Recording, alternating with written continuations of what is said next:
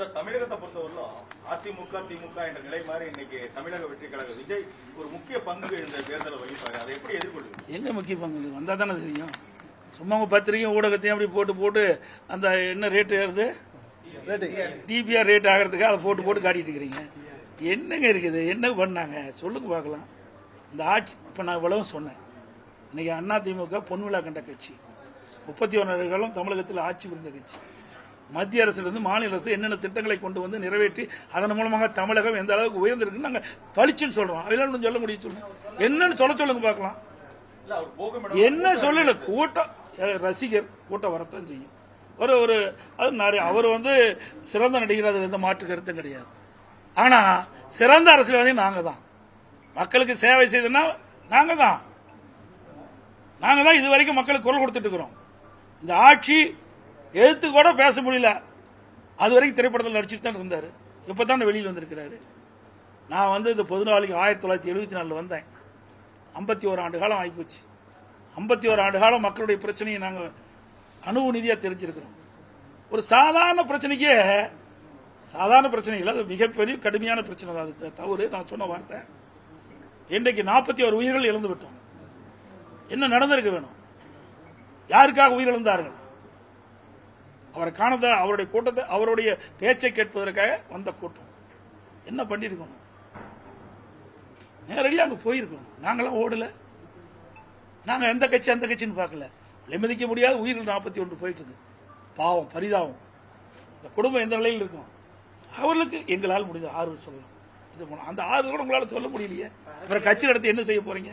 இதே அம்மா இருந்தது. அம்மா இருக்கும்போது சுனாமி வந்தது, அதிகாரிகள் எச்சரிச்சாங்க. அதையும் மீறி கடலுக்கு போய் பார்த்தாங்களே இல்லையா? உடனே ஓடோடி பார்த்தாங்களே இல்லையா? புயல் வந்தது, எங்களுடைய அமைச்சர்கள்லாம் 3 மாதம் அங்கேயே தங்கி, கஜா புயல்ல 3 மாத காலம் அந்த இடத்திலே தங்கி நிவாரண பணிகளை மேற்கொண்டு அந்த புயல் அடிச்சூடு இல்லாம நாங்க பாத்துக்கிட்டோம். இதெல்லாம் எங்களுடைய உழைப்பு. ஒரு அரசாங்கம் எப்படி இருக்கணும் என்பதற்கு முன்மாதிரியாக அரசாங்கம் அதிமுக அரசாங்கம். எதையுமே செய்யாம திரைப்படத்தில் இருக்க வரைக்கும் சம்பாரிச்சிங்க. விட்டுட்டு வந்தீங்க. நான் பல்லாயிரக்கணக்கு கோடி விட்டுட்டு வந்தேங்கிறீங்க. யாருக்கா விட்டுட்டு வந்தீங்க? இப்படிப்பட்ட ஒரு அரசியல் தாங்குவாரா சார்? அதெல்லாம் நான் சொல்லல. நீங்க கேட்ட கேள்விக்கு நான் பதில் அவ்வளவுதான். தாங்குவாரா போவாரா? அதாவது அனுபவம் வேணும். இது சாதாரண விஷயம் இல்லை. இன்னைக்கு என்னாச்சு? திட்டமிடாம போனது காரணத்தினாலதான் 41 உயிர்கள் நம்ம பலி கொடுத்துட்டோம். சாதாரண விஷயம் இல்லைங்க. 41 குடும்பம் இன்னைக்கு அனாதி ஆயிட்டு இல்ல. ஆமா, இன்னைக்கு சார், அதாவது விளையும் பெயர் முளையிலே தெரியுமாங்க. நாம மக்களை இன்னைக்கு ஒரு ரசிகர் பட்டாலும் ஏறலாம இருப்பதற்காக எதை வேணாலும் பேசிட முடியாது. இது 8 கோடி மக்களுடைய வாழ்வாதார பிரச்சனை. ஒரு அரசாங்கம் வந்தா எப்படி செயல்படும் என்பதை பார்க்கணும். கொரோனா காலம் இருந்ததுங்க. கொரோனா காலம் வந்தா இவ்வளவு வீட்டு விட்டு வெளியே வருவாரா? நான் 32 மாவட்டத்துக்கு நேரடியாக போனேன். என்னை கூட மருத்துவர்கள் சொன்னாங்க, நான் அடிக்கடி சொன்னேன். ஆனா நான் 15 மாவட்டத்துக்கு போயிட்டு 16ஆம் மாவட்டம் திருச்சிக்கு போகும்போது தமாக தலைவர் ஒருத்தர், அவர் பிரமாதமாக விவசாயி என்று பேசிட்டு இருந்தார்.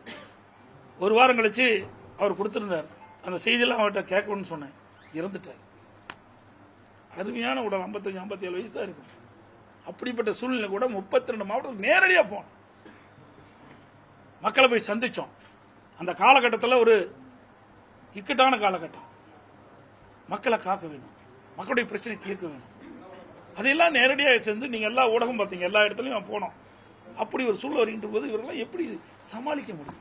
சார், இவ்வளவு பலம் வாய்ந்த ஒரு கட்சியை அவர் எங்களுக்கும் திமுக தான் சார் 1008 பேசலாம், அது வேற.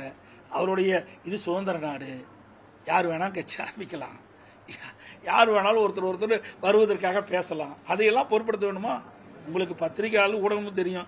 ஏதாவது பேசி கீசி விறுவிறுப்பா செய்தி பல வேணும். அதுக்காக என்கிட்ட கேட்க முடியாத கேள்வியா கேட்கறேன். எந்த கேள்வி கேட்டாலும் நான் பதில் சொல்ல தயார். அதுல எந்த மாற்று கருத்தும் கிடையாது. எதற்காக சொல்றேன்? யாரையும் நான் குறைச்சு மதிப்பிடல. இது அரசாங்கங்க. அரசாங்கத்தில் அனுபவம் தேவை. அனுபவம் செய்யவே முடியாது.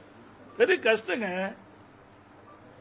இன்றைக்கு அதிமுக ஆட்சியில பொன்மனச்சம்பள புரட்சித் தலைவர் எம்ஜிஆர் இருந்தாரு, அம்மா இருந்தா, அம்மா மறைவுக்கு நாங்க இருந்தோம். எந்த அளவுக்கு வளர்ந்து இருக்குதுன்னு பாருங்க. மற்ற மாநிலத்தை ஒப்பிட்டு பாருங்க. இன்றைக்கு இவ்வளவு தூரம் வளர்ச்சி அடைவதற்கு காரணம் அனைத்து இந்திய அண்ணா திராவிட முன்னேற்ற கழகம் ஆட்சி வந்த காரணத்தில். அதுதான் நாங்க தைரியமா சொல்றோம்.